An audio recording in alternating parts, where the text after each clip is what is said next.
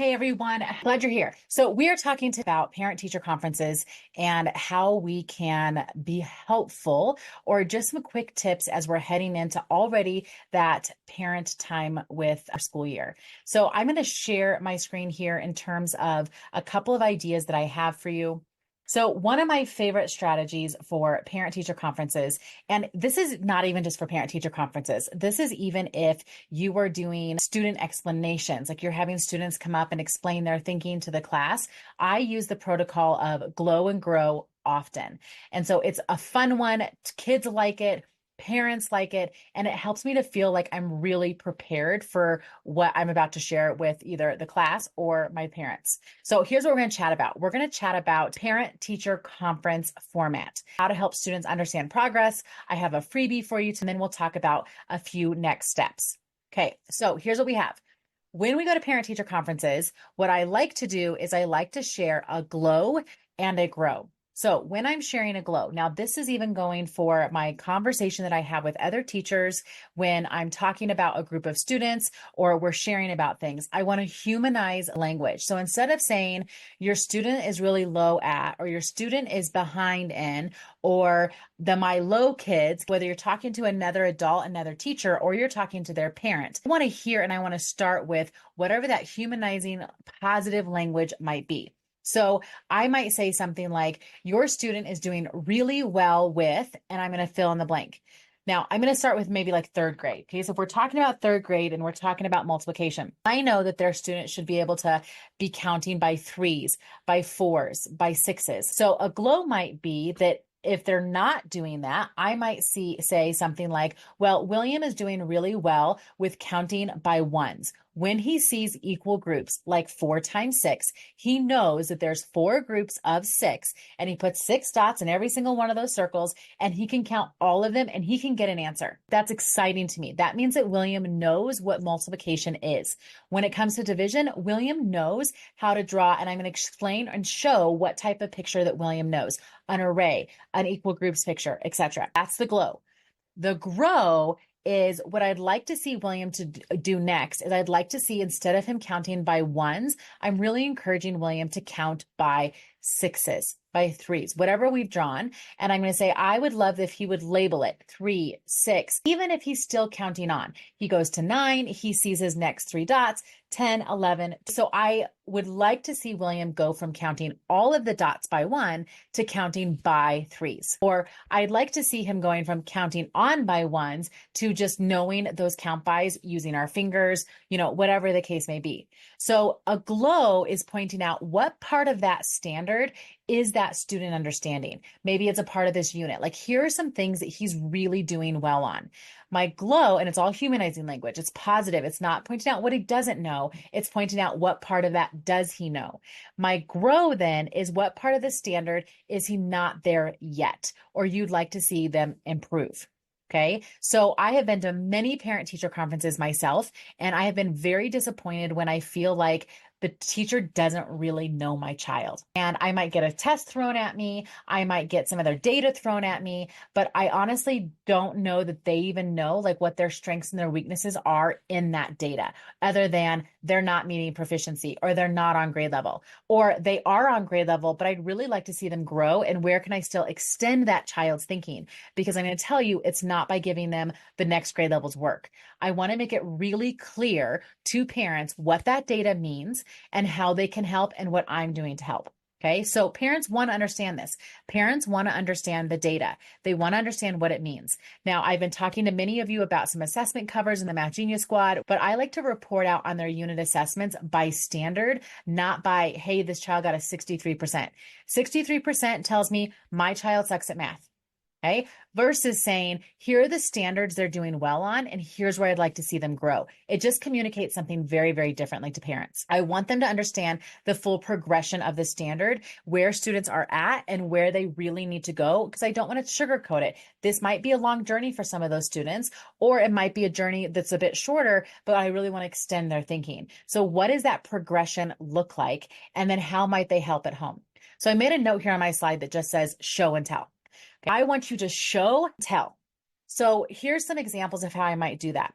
If I'm going to show specific work, like a unit assessment item or picture I took of their whiteboard, when I'm explaining that your child knows how to do equal groups, I have a visual in front of me where I am pointing to the work. So see here, he drew equal groups. He put the number inside of each group. And when he goes to count it, this is how William is counting. And I'm showing them as I'm telling them. We have so much teacher language that we don't even realize when we're using teacher language because they're just things that we say on a regular basis. But for parents, even explain your thinking or equal groups, or why do they have to draw a picture when they just know the answer? Like, we're trying to explain by showing here's what this means and here's where they're able to go with this. So I'm showing an example. Now, you have several different places you can get some exemplars when I now go to, and here's where I need them to go. Whether I use their work and I show where it could lead to, or I have another student's work, which the name is taken off, and I say, here would be the next step. This is where the next student level is at in my classroom. They're able to do this, and I'm able to show their student work. I know it takes a lot of effort, but if you can pull some exemplars from your class of, if you're on a 4-3-2-1 grading scale, okay, what does it, an exemplar of this standard look like at each of those grades? Because then I can show parents. Now, one of my favorite things to do is when I'm sharing this glow and grow is to also use the exemplars even from expressions. If you have access to Think Central and you click the icon that says, when you're on Think Central, there's all the icons, you click the word that says resources. Okay, that's going to take you to a page of all your actual resources.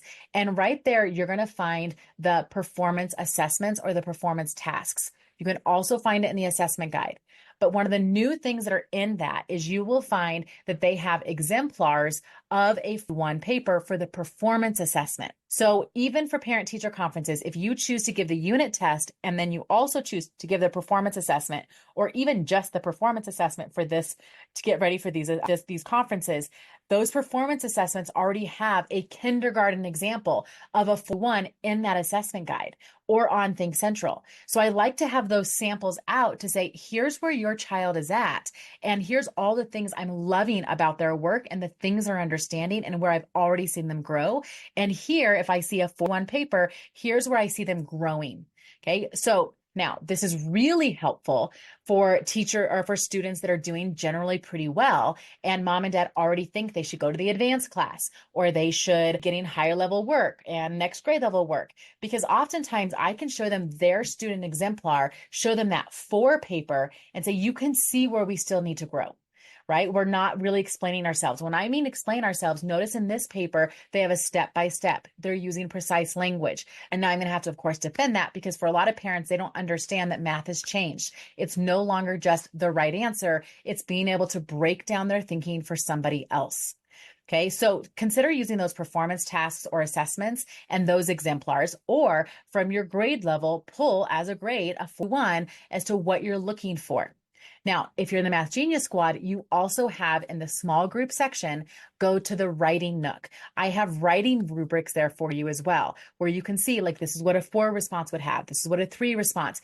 If you're giving teachers or parents feedback about constructed responses, labeling their work, just showing more work in general, those writing nook rubrics are for all the different grade levels. Go check them out in the small group stations if you're a member of the Math Genius Squad. Okay, so remember, sharing, showing, and telling is going to be really helpful here. Again, a glow, point out everything they are doing that they do understand. Even if you're thinking there's a long way to go, like they still just do not get division. There are things they understand about division. Okay, so you're trying to point those things out to give everybody, mom, dad, child, everyone, hope. This child is very much capable of understanding this. Here's where we're starting. Here's where we're going.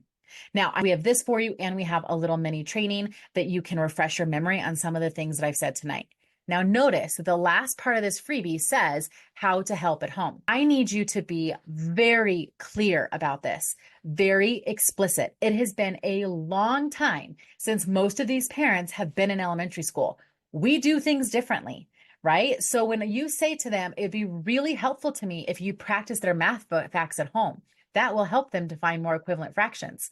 Okay, they're thinking, I better get a set of flashcards from the Dollar Tree and just drill my student to death. That's not what you mean. Okay. So giving them an example of some of the things they can do to work on math facts, like have a pre-made game. Here's a game they can play. Have, say, instead of practicing all their math facts, I can show you that on William's multiplication chart, he's missing his sixes and sevens. It'd be really helpful if you just practice sixes and sevens. And I'm going to make a note here. That means practicing his count bys. That means drawing a picture like an array or equal groups of those facts. And then that means just practicing knowing that fact. Okay, which flashcards would be great for if you're doing something like just practicing your sixes or just practicing your eights. But to say to practice your math facts, like multiplication, division, what, all 144 of them, really? Okay, no, we don't mean that. And we don't want bad habits at home and frustration. So we want to say explicitly, here's how to help, even saying, here's what's not helpful. Okay, so as soon as there is a battle, I tell mom and dad, please drop it.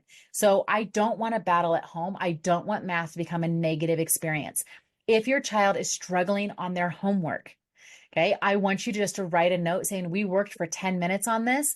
William is unclear about what he's supposed to do. My help doesn't seem to be helping. And I will take that and I will be the next person to offer the next layer of help. But we don't want this mixed message thing at home. And we definitely don't want a battle. That's something you have to share with parents. Okay. So when you say help at home, give a very specific example of how they can help with this grow piece. All right. So at your next parent teacher conferences, I want you to try these steps. I want you to download the Glow and Grow freebie. I want you to watch the 2-minute training. So fill out the Glow and Grow page, so download it, then fill it out, and then share it with your students at parent teacher conferences. Now, this means you can also share this whole strategy with kids during class. So let's look at William's whiteboard. So as William's sharing his work, everyone, let's give William a glow. What do you really love about how he explained his work today? What did he show us? Okay, friends, will you give William just one grow? What's one thing he can do even better the next time he shares his work with us, right? We want everyone to get used to hearing good things about what they're doing and understanding, and get good at hearing what's one way I can improve and not take it personally, not have my feelings hurt, right? Kids need to get used to not only giving feedback, but receiving feedback. All right, those are your things, my friends, and we'll see you next time. Bye for now.